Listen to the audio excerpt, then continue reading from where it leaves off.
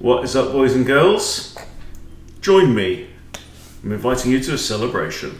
Okay, I've just hit 1600 in Rapid for the first time ever in the world, ever!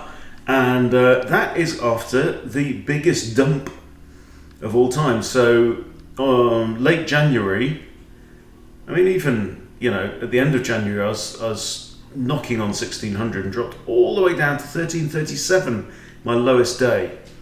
And then that was on the 12th, so then in, 10 days, I managed to climb from 1340 up to 1600.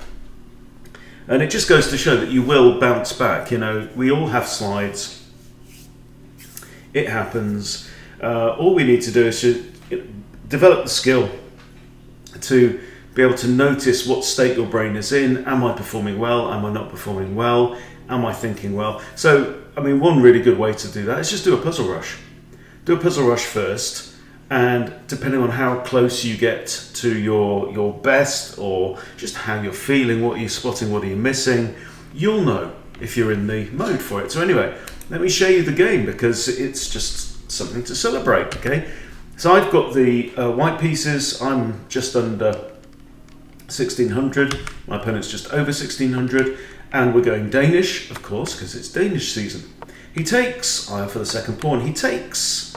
I bring out the bishop, and he decides not to do this. Now, when the queen comes here or here, okay, you want to be looking at getting your knight here, right? So look at this. So, obviously, I can't allow this, because then queen takes bishop. So it's knight takes c3, but more than that, my knight's looking to come into this square at d5, hitting the queen and c7. My opponent now denies me that square by pushing c6 prophylactically. Now, I would say that already at this point, this is a slight concession from black, you know. He's been his queen's out on the board, right? B, he's been forced to move a useless pawn, because the F and C pawns do not help you develop bishops, yeah?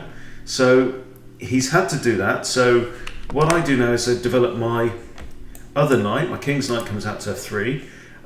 Just generally, yeah, we're controlling the center now. Good control of the center. I've got 3 minor pieces developed. Black has 0. Another idea is maybe to bring the bishop out to g5 and harass this queen.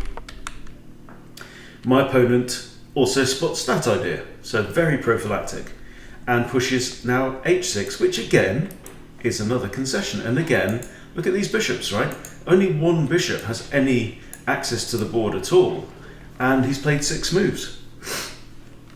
Plus he's got a target here. So what do we do? What would you play here? I play e5. Push forwards, right? Don't let him. Try not to give him any time to castle, get his king to safety, right? Queen steps aside, now looking at g2. Now this is not the end of the world in many cases. There are ideas there. Sometimes you can allow the queen to do that. You play rook g1, and in fact the queen then only has 1 square. Yeah, but in this case I just decide to castle, because I'm starting to feel quite excited that I might be able to hit 1600, okay? He brings out his bishop to e7 in front of the king. He wants to get castled. Of course, this pawn here is making life difficult for his knight as well as his own pawn on h6. So this knight actually can't move right now. It's got, you know, the only place it can go is there. It'll get snapped off the board. So develop the final bishop. So I'm thinking I might drop my bishop down to here. Yeah, it's a nice solid place in front of the king, you know, defended by 2 pawns, also defending both pawns, rock solid, okay? And now here, so we have some tension between the bishops. I decide to throw in this queen attack, you know? While she's out in the middle of the board, let's kick her about, kick her all over the park. So she comes here, and now I decide to snap off the bishop because queen can't take. And that means he's going to mess up his pawns. Now, it also means he's going to have an open h-file, or it's semi-open on his side of things. But I figure, if he takes, drop the bishop back to g3, the bishop is now defending h2, yeah? This pawn can't do anything, and this pawn, if it tries to go forwards, is going to get gobbled away. So, happy days so far. I mean, who wouldn't take white in this situation? Okay, so my opponent's playing quite quickly. He's down to 8 minutes. I'm on 8 minutes. Now it's time for queen b3. Very typical move. I've connected my rooks. I've completed development. And we might be thinking about ideas down there. Maybe with bishop to here, for example. Okay, knight comes around. One attacker on this pawn, one defender, okay? I don't want to be tempted to remove the knight and get rid of the bishop pair at this point in time. This is a lovely open board with lots of clear lines of sight. It's made for bishops, okay? So, in comes the knight, and I'm targeting this in particular. Yeah, if I can hit the king, make the king move, then actually taking advantage of these open lines. I am down a pawn, right? But my opponent is missing his e pawn. I'm missing c and d. Okay, so black now castles short, which I confess was a surprise. I was thinking if he was going to go anywhere, he'd go that way. He's castled into pinning a pawn, right? And again, it's very shaky. This knight just can't really come out. This bishop can't come out. This rook can't come out. So all his queenside pieces are still in the box. This pawn is ugly, you know. I've got ideas about harassing the queen further. So rook f2 e1. Just getting it onto the semi-open file here. Maybe still with ideas of dropping my knight in there. Maybe push the e pawn forwards. Clear some space, clear some lines. King moves to one side now to get out of the pinned pawn, okay, but yeah, no, there's a nice move coming in a bit. This knight actually comes in and causes some real trouble. Okay, bishop back to e2, right? He's down on 6 minutes 03, I'm just under 7 minutes, okay, and he pushes Gary again, or Gary 2, which, the artist formerly known as Harry, pushed a second time. Now h3 is an idea here, attacking the pinned pawn. Anytime you block an attack, you are effectively pinning a piece. Okay, but here I decide f4. What about f4, right? f4, and if he captures en passant, I can capture with the bishop and hit the queen again. The queen is really running out of squares here, okay? He does capture en passant, and I do recapture with the bishop. Now these guys are looking pretty strong. They're both paired up with support pawns. They've both got their wingman. And the queen is uncomfortable if she really doesn't have many squares to go to. Okay, the queen here drops back to h6. And now my knight comes in here to d6. Now, I'm not really wanting to take out this bishop because this bishop's in standby mode. It's not even part of the game yet, right? But I like my knight being here, yeah? If this rook ever vacates the defense of this pawn, for example, you've got a nice knight fork, royal fork and king and queen. King now moves back to there, repinning this pawn, bonkers. So I now drop my bishop back with the idea of coming around here and really putting the pressure on this pawn, okay? Bishop, queen, knight, maybe even rook back to f1, yeah? Now he brings out his knight, and now I have to think, okay, what's your plan, Sonny Jim? Right? What is it? What's your plan? I'm thinking he wants to come here. Think if my bishop comes here, he wants to come here and hit my queen. But I calculated it, right?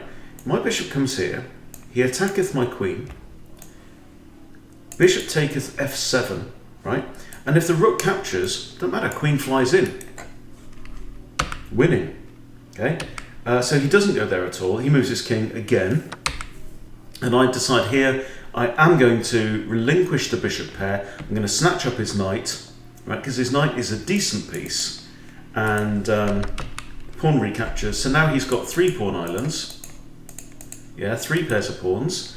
He's actually got 1 more pawn than I've got, still. So he's actually up in material. But now look at this. Knight comes in, recaptures the extra pawn, leaving an isolated g-pawn, attacking the queen. Queen has to move. Queen comes to there. My knight comes back. He brings his knight around. Okay. Don't know what I do now. Yet throw in a check. This guy's down to 3 minutes, right? I'm 3 minutes 5 seconds away from hitting 1600. Okay. King moves backwards, and now it's time to bring in the big jobs. Okay. Rook h4 would simply be winning. So the queen sidesteps to here. Now I have the option of rook h4 check. It's a shame that the knight is defending the queen, because otherwise that would be absolutely winning, but I throw it in anyway. King moves, and I decide again not to trade off the queen, because my queen is potentially very, very deadly. He's down to 219. He comes in with a massive fork, which I actually missed. So I trade off knights, rook takes, queen back here with check, right? Just keep the jabs coming, right? Wait for the bell. Now, do we trade queens? Tick tock, tick tock. Materials equal. Yeah, he's still got a bad bishop, he's still got a bad rook. Trade off. Give him 1, 2, 3 isolated pawns, and that pretty much counts as an isolated pawn as well. I have this one isolated pawn which is defended in the middle of the board. My king, however, is a bit more safe. I just like my position, and I think that with an extra minute on the clock, I ought to be able to convert. Remember, there's no increment here. Rook comes back, he gives up the c-pawn. I grab the c-pawn, thank you very much indeed. Bishop hits the rook. Rook comes here, now pinning the bishop onto the rook. So should this bishop move, I will swap off rooks. He comes there to hit my pawn. I move the pawn to b3. Now, it has to be noted that I've put my pawns onto light squares, and my opponent still has a light squared bishop. He comes in wanting to trade rooks. I go, yeah, that's fine by me, let's trade rooks. And now rook d4. Okay. It's kind of important to centralize. My rook was on a semi-open file here, but this is more important. I really have to stop this guy coming in to the back rank and causing trouble there. My bishop can actually guard that square. So my rook's guarding that square. And then in some cases, you know, I'm going to want to centralize my king, making sure only to step on the dark squares. I want to avoid the attentions of that bishop. Rook here proposing a trade. I go, sod it, let's trade off. Right, I'm up a pawn. I've got a pair against 2 isolated. I've got a pawn majority here. We're locked off in the middle. He's on 57 seconds, what's not to like? Okay, so here, push to g3. So now I've got my pawns and my bishop on dark squares. And we wriggle our way forwards. Okay, and now I want to push these pawns, get them on dark squares, neutralize his bishop if I can.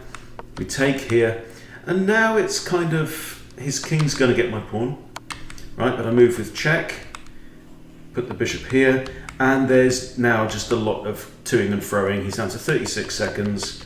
I just need to avoid draw by repetition. He knows that he can get his bishop to here, guarding that square. That's his only chance to stop Mad Harry from getting to the other side. And we just fanny about for a while. And eventually he has to move his king. Okay, and off goes his king. Now looking at my pawns. X-ray through the king and defend this guy. He's down to 11 seconds. And there, and he's going to get that, but I'm going to get this. And he's down to 3 seconds only anyway. And the clock runs out, and I hit 1600. There you go. So what a rags to riches story. You know, I've really climbed 250 points practically in the space of 2 weeks. So just goes to show, you know, you can dive down in the ratings. Doesn't matter, you know, where you are. You can lose a couple of 100 points. You can get them back just as easily. Yeah, it's just down to the old discipline of just watching your brain. Feed your brain properly, right? Lots of nice saturated fat, very, very important for the brain. Fish oils, omega-3s, get your B vitamins, all of that stuff.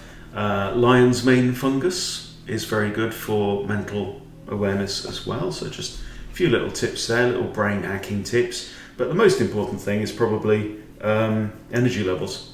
Get a good sleep, which it has to be said, I didn't get last night, but I don't know, I was just in the mood. Anyway, I wanted to share that with you guys, share my satisfaction, and I'm going to keep that discipline now, you know? I'm going to avoid those days where I just get bored in the afternoon and play 7 or 8 games and lose 6 of them and drop 30 points. No point in doing that. But hey, as long as you're enjoying it, as long as I'm enjoying it, that's all that matters. Just a game. Right, thanks for watching. See you later.